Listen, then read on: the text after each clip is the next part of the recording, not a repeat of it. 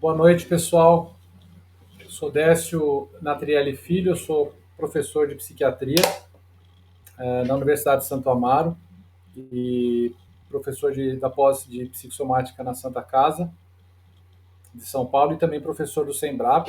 Hoje eu vou falar sobre por que médicos precisam saber sobre psicoterapias. Espero que todos estejam bem.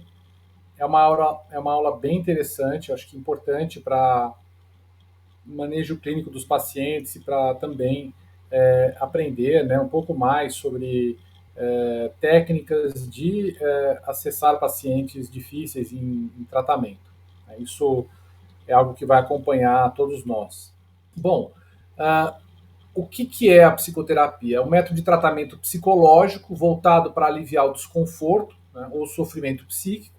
A ideia da psicoterapia é aliviar os sintomas de um transtorno, né, resolver problemas emocionais, eventualmente é uma crise, é uma situação específica que não caracteriza um transtorno, e até buscar o autoconhecimento ou promover o desenvolvimento pessoal. Algumas técnicas, alguns psicólogos bem especializados, né? Nós na psiquiatria, se nós não nos especializarmos definitivamente em técnicas, né? A gente vai usar geralmente as técnicas de psicoterapia para abordar pacientes do consultório. Um psicólogo que é focado, mas ele pode ter outras técnicas, inclusive para o autoconhecimento e desenvolvimento. Né? Isso é muito importante. E as terapias ocorrem num contexto interpessoal, na relação terapêutica, né? Em um ambiente específico. Não é conversa, não é bate-papo, né? Não é troca de informações, ou não é nada, não é nenhum passar pano, né? Chorar no ombro, não tem nada disso. É um tratamento especializado. E utiliza a comunicação verbal como principal ferramenta e é uma atividade colaborativa. Se o paciente não quiser, não vai rolar, não vai ter psicoterapia. O paciente precisa ter envolvimento. É um processo ativo. Né? A psicoterapia em um paciente catatônico, ou já foi, detalhe, já foi feito, tá? Muitos erros aí na história da psicologia e da psicanálise, né, já foi feito pacientes psicóticos graves, né, autistas em psicanálise, né, então isso era uma forma de leitura da época, mas erros das épocas, tá? E quais são os principais modelos, tá? Existem vários, assim, mas a grande, vamos dizer assim, a grande divisão das psicoterapias gira em torno de um modelo psicanalítico, tá? E as derivações da psicanálise do Freud e o modelo cognitivo-comportamental, que teve, então, na sua história, né, desde o modelo pavloviano e depois de Skinner, né, e depois o modelo cognitivo de Ellis e o Aaron Beck, que é o mais conhecido de todo mundo. Esses modelos, hoje em dia, eles embasam a maior parte das terapias e em algumas terapias mais recentes, chamadas terapias de terceira onda, eles são combinados. Por exemplo, na terapia de esquema, você tem conceitos de modelo psicanalítico e cognitivo-comportamental na abordagem dos pacientes. O modelo existencial humanista, ele tem uma forma um pouco diferente de abordar, né, e ele é baseado em aspectos da fenomenologia, tá, e também do existencialismo, tem uma perna na filosofia e a abordagem comum, quando nós vamos ver que todas as psicoterapias têm questões em comum que as fazem funcionar. Né? Algumas são mais incisivas e objetivas, outras são mais abertas. Eu diria que o modelo psicanalítico clássico e o existencial humanista, eles têm algumas características que os tornam menos estruturados do que os modelos cognitivos comportamentais. E o modelo biopsicossocial, que é de George Engel, né? Não vou falar aqui, também não é muito solicitado, inclusive, no nosso meio. Ele envolve o modelo o George Engel ele é um profissional da área não só da psiquiatria de consultoria e ligação, mas também da psicossomática, e a forma dele de enxergar o indivíduo é uma forma holística, como um todo, englobando todos os seus componentes biológicos, psíquicos e sociais. Obviamente que vai haver aí uma boa relação desses modelos e eles nós vamos poder ver um overlap entre eles, né, que é próprio desses modelos. Então, nem todos são totalmente isolados. Mensagem do professor Antônio Geraldo. O ato médico por si só é um ato psicoterapêutico. Então, todo médico, ao atender um paciente, mas todo médico, ao realizar um atendimento de qualidade, com atenção genuína, validando o sofrimento daquele paciente, né, mostrando-se disponível, né, e com, como eu falei, com genuíno interesse, empatia e ética, você vai estar inicialmente ali gerando um processo terapêutico. Isso é implícito na medicina. Não dá para tirar isso da gente. E eu vou falar isso no final da aula. Como eu falei também, terapias diferentes podem atingir desfechos semelhantes por meio de processos distintos. A terapia interpessoal, ela, por exemplo, ela tem algumas características da psicodinâmica, né? E ela procura resolver problemas de uma forma mais.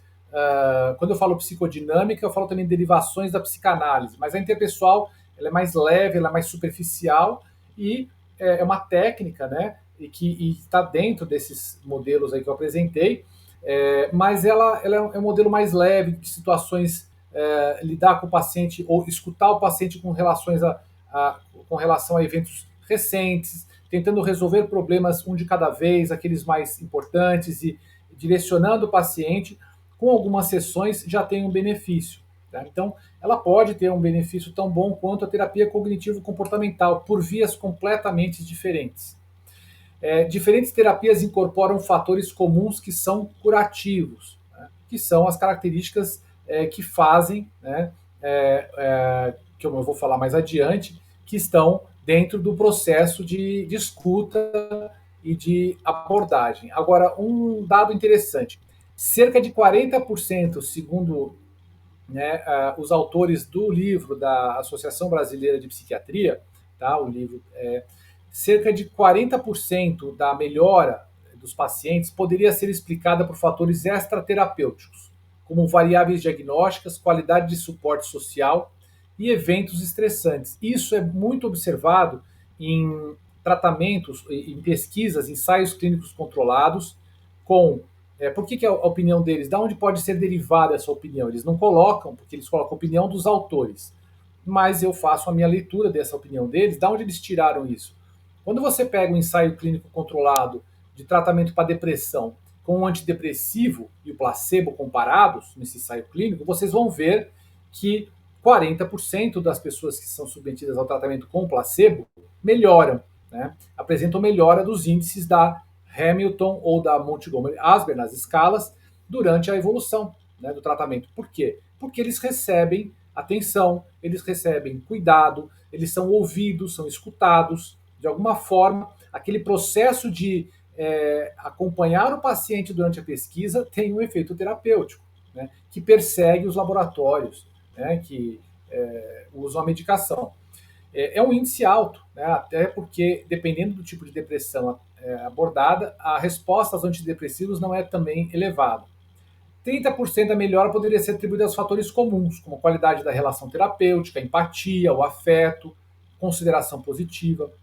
15% da melhora seria decorrente do efeito placebo, ou da expectativa do paciente, e 15%, né, esse daqui só do placebo no sentido da medicação mesmo, de ter tomado alguma coisa, né?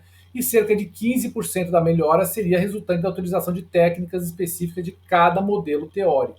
Então, veja, não há nenhuma ideia de que a psicoterapia seja, não há nenhuma ideia de que a psicoterapia seja o fim, né, de tudo, que seja o melhor de tudo, tá? Então, é humildade mesmo, né? Um tratamento que tem limitações, como qualquer outro. E os objetivos, vamos falar agora um pouco da psicanálise. A psicanálise é o modelo formulado por Freud no início do século passado, né? Os objetivos de todas as terapias psicanalíticas são mais abrangentes, como eu falei, são mais amplos e não tão estruturados, não são estruturados como acontece nas terapias cognitivistas e comportamentais. Bom, o que a psicanálise visa? Além de diminuir os sintomas, espera-se que o paciente desenvolva uma maior consciência de suas questões interpessoais, né, sociais e também. Opa, peraí que tá. Opa, interpessoais, de personalidade e entre outras questões. Estão me ouvindo agora? Está todo mundo ouvindo?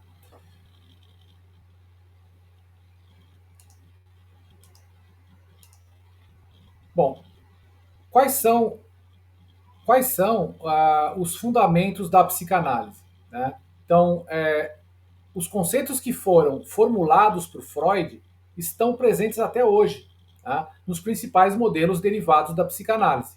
O inconsciente, a livre associação, que é o processo do paciente ficar totalmente relaxado e falar o que lhe vem à cabeça, né? O conceito de resistência, isso é importantíssimo na prática clínica da psiquiatria ou de qualquer tratamento médico, né? Que é a resistência mesmo, como o próprio nome diz, da pessoa se implicar no tratamento, dela conseguir ir, de ela conseguir ir se expor ou falar, né? Ou se submeter ao processo.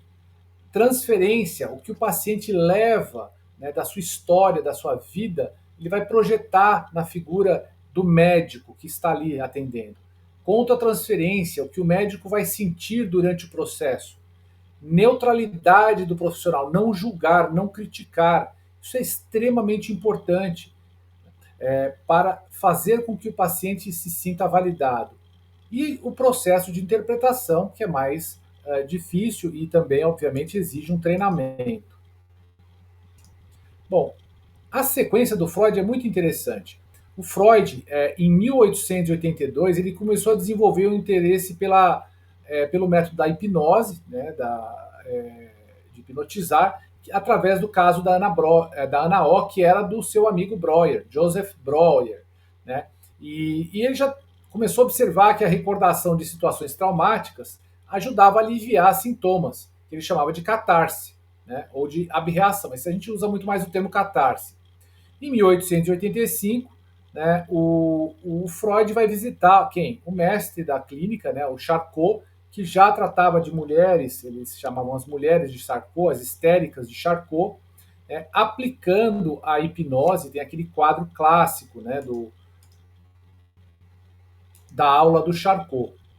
Em 1899, ele publicou o livro, né, a Análise dos Sonhos. Ele desenvolveu, né, o modelo dos sonhos, uma quebra total em todas as áreas, né, da forma de abordar os pacientes. E ele dizia que os sonhos eram, né, a estrada real para o inconsciente. Através dos sonhos dos seus pacientes, o Freud tinha acesso aos seus conflitos, aos conflitos que as pessoas tinham em suas vidas. O sonho, muitas vezes, reflete restos diurnos.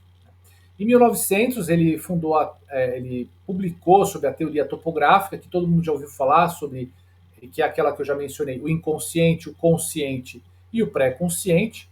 Em 1905, 3 ensaios sobre a teoria da sexualidade. Ele publicou as fases pelas quais todos os seres humanos passam durante o seu desenvolvimento na infância. A fase oral, a fase anal, a fase fálica, né, e fase de latência. E explicou cada uma em detalhes. Em 1905 a 1912, ele começou a aplicar a interpretação dos fenômenos e também a utilizar aquilo que o paciente trazia sobre ele, projetava no médico, em suas sessões. Né? E em 1923, ele já apresenta um modelo mais elaborado da mente, distinguindo aí, para além do inconsciente, do consciente e do pré-consciente, ele vai para o modelo do ego, do id e do superego. O superego como uma instância moral de controle, né, o nosso juiz interno, o id como o nosso tudo bem interno, né, o inconsciente, mas também ele é voltado para as pulsões, para a realização dos desejos imediatos. O id é desejo também, né? E o ego, né, como a parte principalmente de identidade, de formulação da sua pessoa, do indivíduo em si, e que vai fazer essa intermediação entre o id e entre o id e o superego. O ego equilibrado consegue trabalhar, né, as censuras, a moral, junto com os desejos, as pulsões que estão em todo lugar, em todas as nossas vidas. Nós, como médicos e com pós-graduação, podemos atuar com psicoterapia ou também precisaria de RQE, já que o CRP quer regulamentar a psicoterapia como ato da psicologia? Não, você pode. Se você fizer uma formação em psicoterapia, atualmente não está regulamentado pelo Conselho Regional de Psicoterapia.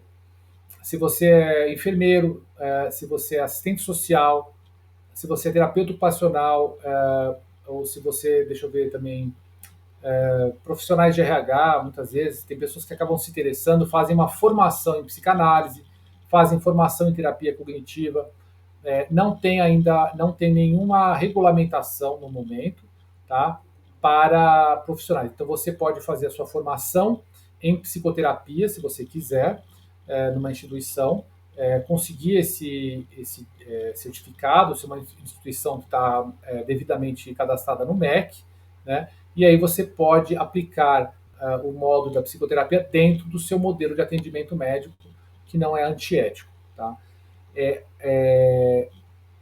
Formação em psicoterapia, tipo pós-graduação. Então, eu vou dar aula a partir do ano que vem na formação em psicoterapia, na pós-graduação em TCC do Einstein, né? Eu vou dar aula lá sobre a parte de personalidade. E eu não sei como vai ser a questão da supervisão, mas é muito importante que numa formação em psicoterapia você possa discutir os seus casos que você está acompanhando com o professor. Esse tipo de formação em pós-graduação vai acontecer. Como eu falei, já estão abrindo, né, pós-graduação em psicoterapia, em técnicas de psicoterapia.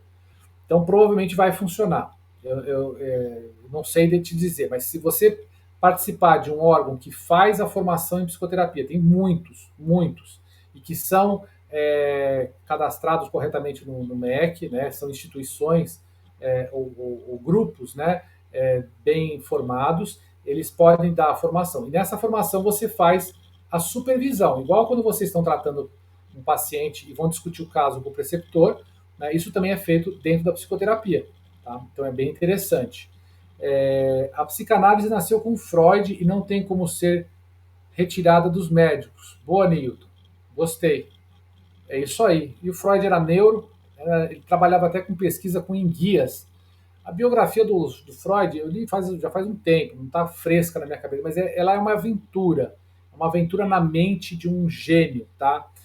Lógico, a ciência que ele colocou é uma ciência com falhas, mas os modelos da psicanálise, a forma de enxergar os fenômenos mentais, ela é extremamente importante na prática diária da gente, ela é muito importante e ela nos esclarece muito, assim, e as terapias modernas, como eu falei, elas colocam dentro do seu modelo, a terapia de esquema, por exemplo, ela coloca dentro do seu modelo, se vocês forem fazer uma formação em algum lugar de terapia de esquema, vocês vão ter dentro da terapia do esquema conceitos tanto de terapia cognitivo-comportamental quanto também de psicodinâmica. Vocês vão aprender muito desses conceitos. Ou seja, está dentro, né? Está implícito. Então, está implícito, não, está explícito, desculpa, explícito. Está lá dentro mesmo, intencionalmente, que está colocado esse modelo. Então, é muito interessante.